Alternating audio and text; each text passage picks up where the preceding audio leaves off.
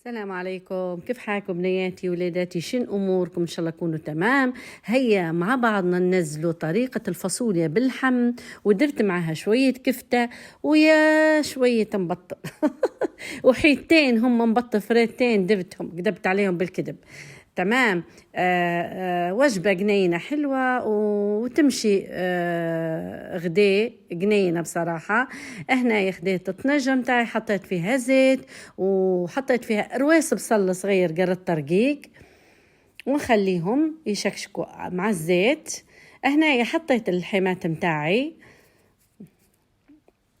بعد ما طبعا غسلناه، وهنايا حركنا الحمات وخلاهم يدبلوا شوية مع الزيت والبصل. حطيت زوز كواشيك أو كشيك ونص كبير طماطم، وكشيك ممسوح بزار، وكشيك كبير فلفل، وشوية ملح. حاجة بسيطة من الحرارات المخلطة تستعمل لجميع أنواع الأكل.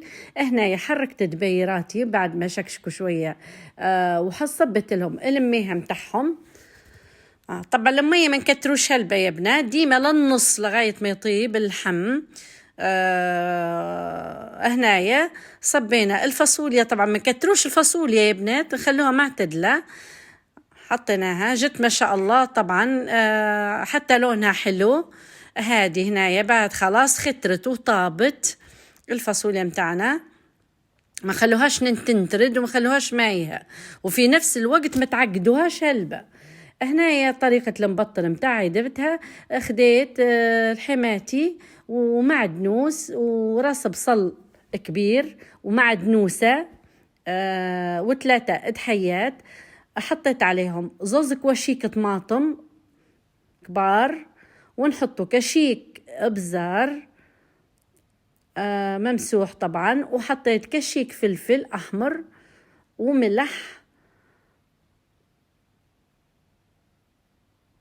هنا حطينا شوية حرارات، في اللي يدير في القرفة، أنا ندير في شوية حرارات مخلطة. طبعا يا بنات لازم اللحم يكون أقل من المعدنوس والبصل باش تجيك الكفتة جنينة، ما تخشش ما تكشش. هادو الدبيرات متاعي لقيت طبعا حطيت عليهم شوية خبزة مرحية أو خبزة منقعة في المية وسط. هذا قسمت الخليط لاثنين، شوية حطيتها باش نديرها للكفتة، حطيت معها شوية تومة وكمون، وشوية حطيت معها كوشيك سمن صغير باش نديرها للمبطن. هذه البطاطا متاعي طبعا هي مش هلبة يا بنات البطاطا، درتها على خاطر بنتي تحب المبطن طبعا. نطربوها بالطريقة هذه، نعبوها، نحاولوا ما نعبوش هلبة يا بنات.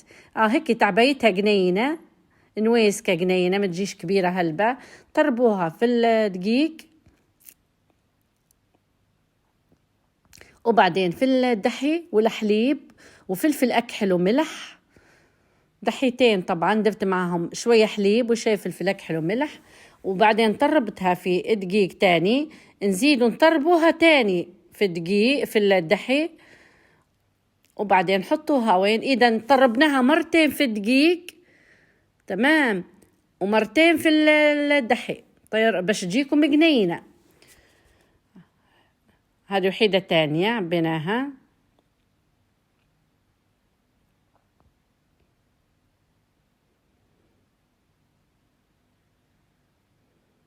والله جاي تبارك الله يا بنات جنين صراحة يعني. هنايا طربناه مرة تانية، هذه المرة الأولى، هذه المرة الثانية دقيق ودحي وخلاص نحطه طول في الطاوة.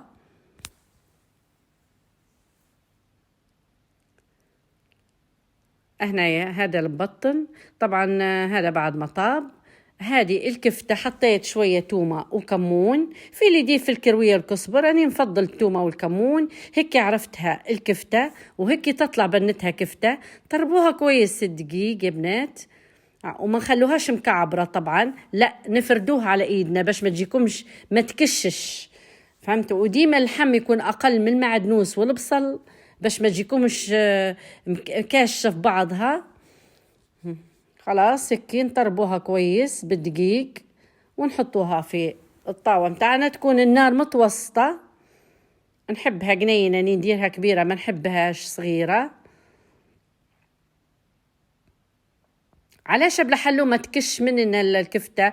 لأنك تكتري في اللحم، قللي من اللحم المفروم وكتري في المعدنوس والبصل. هنايا الكفتة طبعا الزيت يضيفك شكيش يا بنات، نوعية الزيت يكون مرات مش كويس. هذا المبطل متاعنا خلاص طاب، دهنته من فوق بشوية سمن وحطيته في الكوشة بدون منديلة مرقة، نفتح عليه من فوق ملوطة تبارك الرحمن يجي على نار ناقصة. هذه وجبتنا تبارك الله جت ما شاء الله، جربوها بنياتي مش راح تندموا، وإن شاء الله نشوفكم في وصفة جديدة. سليمتكم.